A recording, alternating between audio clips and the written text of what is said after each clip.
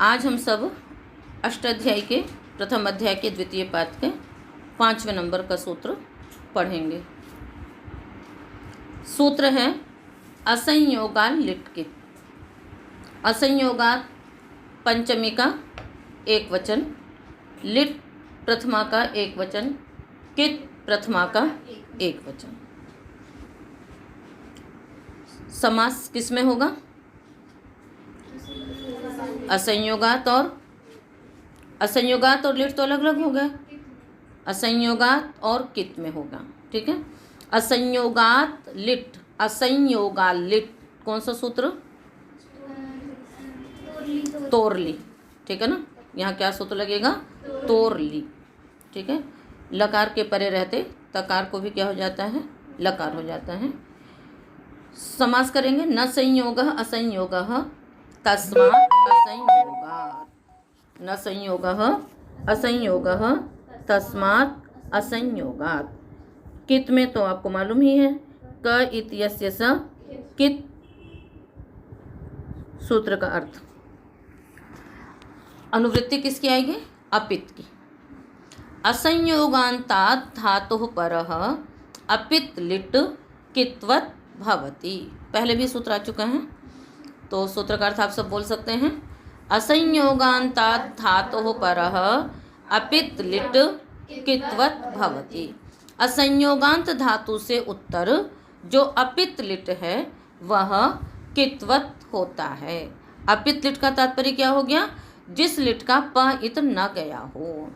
तो लिट में tip तसझी SIP thus था मिप वसमस ये आदेश लिट के स्थान पे ही होते हैं, और फिर इनके स्थान पे भी परस्मै पद में नल अतुस उस थल अथुस अ नल व म ये आदेश हो जाते हैं। तो पित के स्थान पे जो आदेश होगा वो क्या माना जाएगा? पित ही माना जाएगा। पित के स्थान पे जो आदेश होगा वो क्या माना जाएगा? पित ही माना जाएगा। तो तिप सिप मिप ये तो क्या हो जाएंगे? पित हो जाएंगे। ये लिट क्या हो जाएंगे? पित लिट होंगे। और शेष जो बच गए द्विवचन और बहुवचन के वे क्या हैं? अपित लिट हैं, ठीक है। आप सोच रहे होंगे कि पित लिट अपित लिट क्या है, तो यहाँ पर यही है। जो तिप सिप मिप इसमें पकारित जाता है, अतः ये पित लिट है। और शेष जो द्विवचन और बहुवचन में है तस झी थस था वस मस इनमें क्या है? पकारित नहीं जाता है, इसलिए ये अपित लिट हैं। किंतु कैसे धातु से परे ये कित्वत होंगे? जो असंयोगांत होंगे, संयोग अंत में नहीं होना चाहिए। और वहाँ पे धातु में देखेंगे, जैसे पच धातु है असंयोगांत है, भिद धातु है असंयोगांत है, छिद धातु है असंयोगांत है, किंतु ईक्ष धातु है ये कैसी है? संयोगांत है। भक्ष धातु है संयोगांत है। तो जो संयोगांत धातुएं होंगी उनसे उत्तर अपित लिट कित्वत नहीं होगा, किंतु जो असंयोगांत धातु होगी उससे उत्तर अपित लिट कित्वत हो जाएगा। तो उदाहरण हम बनाएंगे। बिभिदतुः बिभिदुः, चिच्छिदतुः चिच्छिदुः, ईजतुः ईजुः।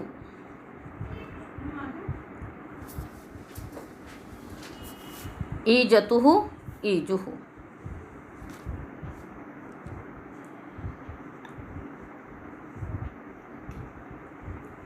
बिभिदतुः बिभिदुः धातु क्या है? ये भी भैया, हाँ, भिदिर विदारणे जिसका भिन्नति बनता है उसका है ये, ठीक है। विभेद विभिदतुः विभिदुः, तो विभेद तो पितलिट है इसलिए वो कित्वत नहीं होगा, किंतु जो अतुस उस है वो अपितलिट है, अतः वह कित्वत है, ठीक है।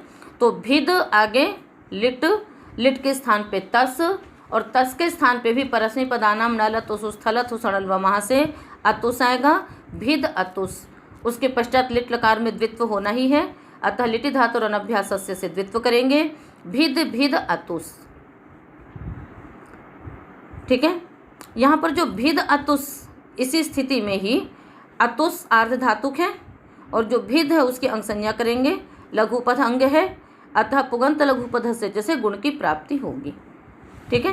किंतु असंयोगान लिट से अपित लिट कित्वत हो गया, अतः किंगित से गुण का निषेध हो जाएगा। फिर भिद अतुस, यहीं पर आप द्वित्व कर लीजिए, भिद भिद अतुस पूर्वाभ्यास लादिशेष, भी भिद अतुस, उसके पश्चात अभ्यास चर्चा, उससे भ को ब करेंगे, बी भिद अतुस, बिभिद अतुस, स को ऋतु विसर्ग होकर के बिभिद अतुहु। ठीक है, उसके आगे चले, बिभिदु में उस कर लेंगे, बन जाएगा। चिच्छिदतु में धातु है छिदिर द्वैधीकरण, छिदिर धातु का छिद शेष बचेगा, र की हलंतम सिद्ध संज्ञा, ई की उपदेश जुनुनासी का सिद्ध संज्ञा, क्या बच गया? छिद, आगे शेष सिद्धि आप उसी प्रकार से करेंगे। छिद आगे लिट, लिट के स्थान पे तस, तस के स्थान पे परस्मै पदानाम से अतुस, छिद अतुस, द्वित्व करेंगे।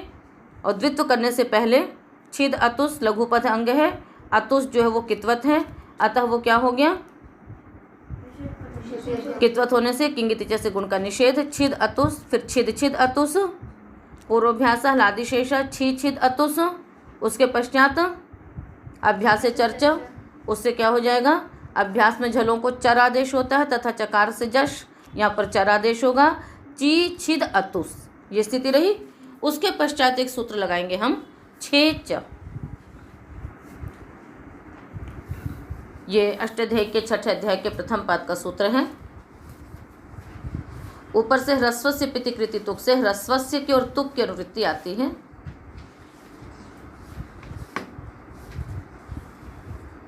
अर्थ होगा छकारे परतः ह्रस्वस्य तुक आगमो भवति, छकार परे हो तो ह्रस्व को तुक आगम हो जाएगा। तो जो ची का ई है वो ह्रस्व है और इधर छिद में छकार परे है, यहाँ पर क्या हो जाएगा? तुक आगम होगा। तुक कहाँ स्थित होगा? आद्यंतो टकितौ से ह्रस्व के अंत में, तो ची तुक, उसके पश्चात का के हलंतम सिद्ध संज्ञा, ऊ की उपदेश जनुनासी का इत सेत संज्ञा, चित्त छ, फिर स्तोष्टुनाष्टु लगाएंगे, उससे तकार को चवर्गादेश करके क्या बन जाएगा? चित छिद अतुस, चित छिद अतुहु, चित छिदुहु। ठीक है, इसी प्रकार आगे देखिए, ईजतुहु ईजुहु। ठीक है, यज देव पूजा संगति करण दानेशु, है ना, यज देव पूजा संगति करण दानेशु। इस सूत्र से क्या होगा? सूत्र कह रहे हैं धातु है ये, यज धातु रखी आपने, यज आगे लिट, लिट के स्थान पे तस, तस के स्थान पे अतुस।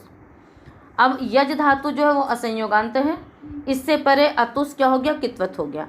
कित्वत होने से वचि स्वपि यजादि नाम किति, वचि स्वपि यजादि नाम धातु नाम किति परतः संप्रसारणम भवति। अतुस कित के परे रहते यज को संप्रसारण होगा। संप्रसारण क्या है? एक गणः संप्रसारणम, जन स्थाने एक भूतः भावी वा तस्य संप्रसारण संज्ञो भवति। अब यहाँ पर यज के स्थान में यण जो है, यज का यण, उसके स्थान पे इक होगा, वही संप्रसारण है, तो य को ई हो गया। ई अज संप्रसारणाच से पूर्व रूप एकादेश करके इज, ठीक है, अतुस। अब यहाँ पर हम द्वित्व कर लेंगे, इज इज अतुस, संप्रसारण पहले करेंगे फिर द्वित्व करेंगे। ठीक है, तो इज अतुस पूर्वाभ्यास लादिशेष ई इज अतुस। यहाँ पे ध्यान में रखना कि सूत्र कहता है कि हलादि शेष है ना, अभ्यास का आदि हल शेष होता है। ठीक है, तो हलादि में हमने यहाँ कर्मधारय समास किया है कि वही आदि में होना चाहिए, वही हल में होना चाहिए। हलों में जो आदि वो हलादि नहीं लेना है, अभी तो क्या लेना है? वही आदि में हो वही हल हो। तो अब जो इज है, यहाँ पर आदि में तो हल है नहीं, इसलिए जो भी अनादि हल होंगे उनका लोप होता जाएगा।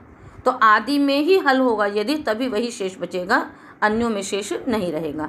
तो जब चला गया, अब क्या रह गया? ई इज, उसके पश्चात अकह सवर्ण दीर्घ से दीर्घ कर लीजिए, ईज अतुस ईजतुहु ईजुहु। सूत्र समझ में आ गया आप लोगों को? तो कहीं पर कित करने का प्रयोजन गुण का निषेध है, कहीं संप्रसारण है, कहीं पर गम न जनक न घसाम लोप किंगित्य नंगी, वहाँ पर आपने उपधा का लोप किया था। तो अलग अलग प्रयोजन, ज़्यादा प्रयोजन इसका गुण का निषेध ही है, किंतु अन्य कार्य भी प्राप्त होते हैं। इस प्रकार से यह असंयोगा लिटकित सूत्र समाप्त हुआ। अगला सूत्र, इंधि भवतिभ्याम च। इंधि भवतिभ्याम पंचमी का द्विवचन, च अव्ययपदम। इंधिश्च इंधिश्च भवतिश्च इति इंधिश्च भवतिश्च इति इंधि भवति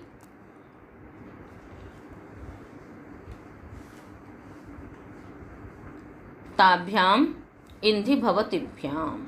इतरेतर द्वंद्व समास। अनुवृत्ति आ रही है लिट और कित की।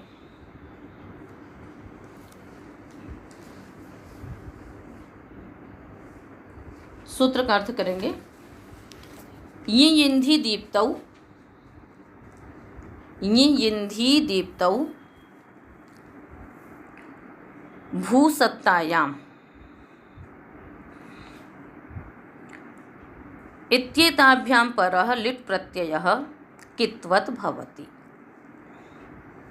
ये इंधि दीप्तौ भूसत्तायाम इत्येताभ्यां धातुभ्यां परः लिट् प्रत्ययः कित्वत् भवति।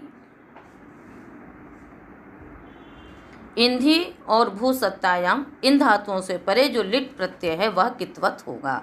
सभी लिट कित्वत होंगे, केवल अपित लिट नहीं। बल्कि उदाहरण लिखेंगे।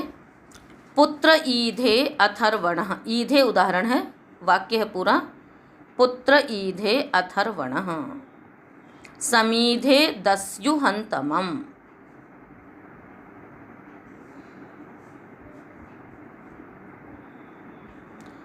भू का है बभूव बभूविथ।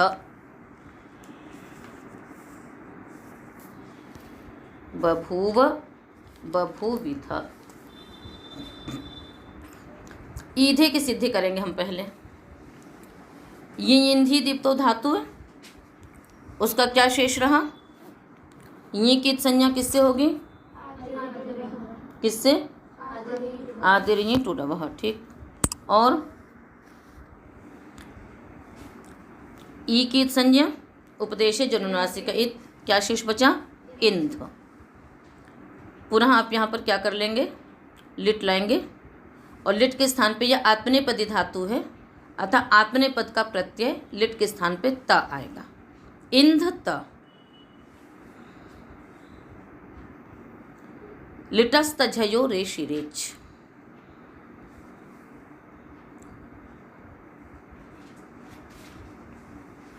सूत्र का अर्थ करेंगे।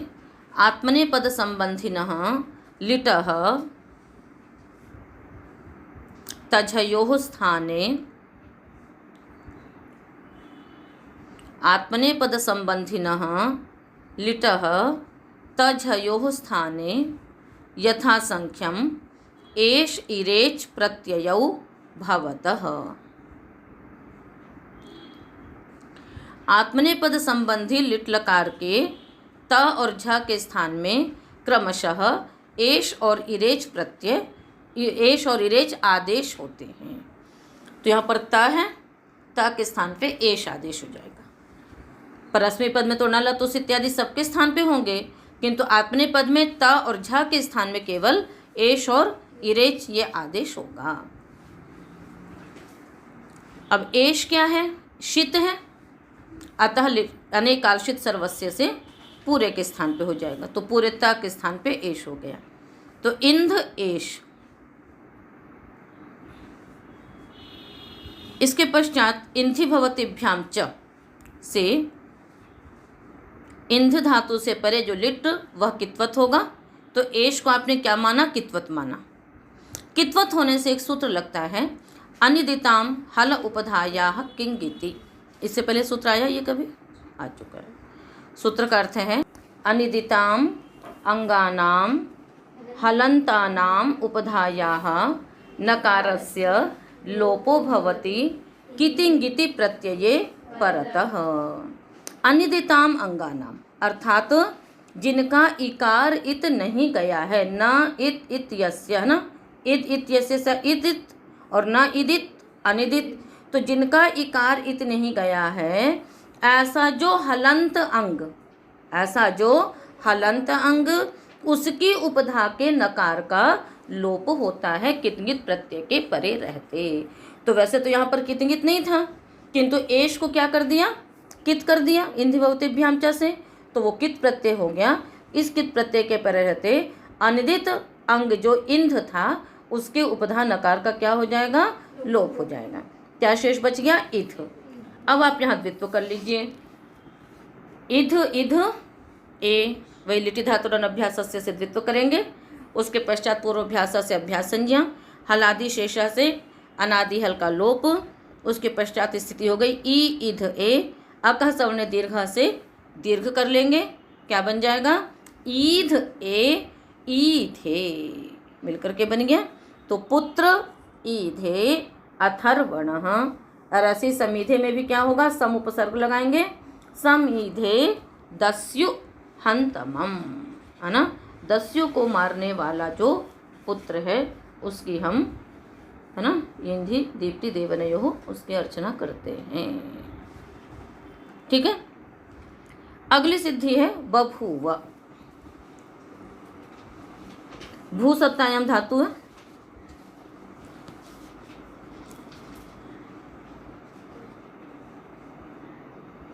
भू सत्तायाम धातु है। ठीक है। उसके पश्चात क्या करेंगे, धातु संज्ञा करेंगे, फिर वही लिट, लिट के स्थान पे तिप, तिप के स्थान पे नल, फिर क्या हो जाएगा, भू नल। उसके पश्चात नल का शेष बचेगा अ, फिर ये भू क्या है, अजंत है, नल नित है, अतः अचोनिति से वृद्धि की प्राप्ति होगी। निद्रित प्रत्यय के परिवर्ते अजंत अंग को वृद्धि होती है, किंतु जो नल प्रत्यय है वो क्या हो गया, कित्वत हो गया। कित्वत होने से किंग तिच से वृद्धि का निषेध हो गया। क्या स्थिति रह गई, भू अ। इसके पश्चात यहाँ एक सूत्र लगेगा, भुवो वुग लुंग लिटो हो। भुवः अंगस्य लुंग लिटोः परतः वुक आगमो भवति। भू अंग को लुंग तथा लिट, अच्छा लुंग लिटोः भी कैसा होना चाहिए, अजादी, है ना, किति अनुवृत्ति, ये सूत्र निकालिए, भुवो वुग लुंग लिटोः 6-4।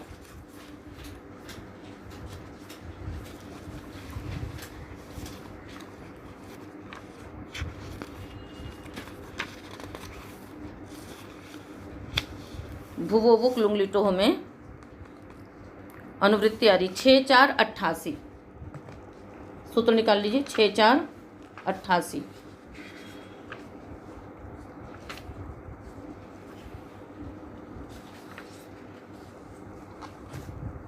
भुवः अंगस्य वुक आगमो भवति लुंगी लिटि अजादौ प्रत्यये परतः, और या फिर आप ऐसे भी अर्थ कर सकते हैं, अजादि लुंग लिटौ प्रत्यये परतः।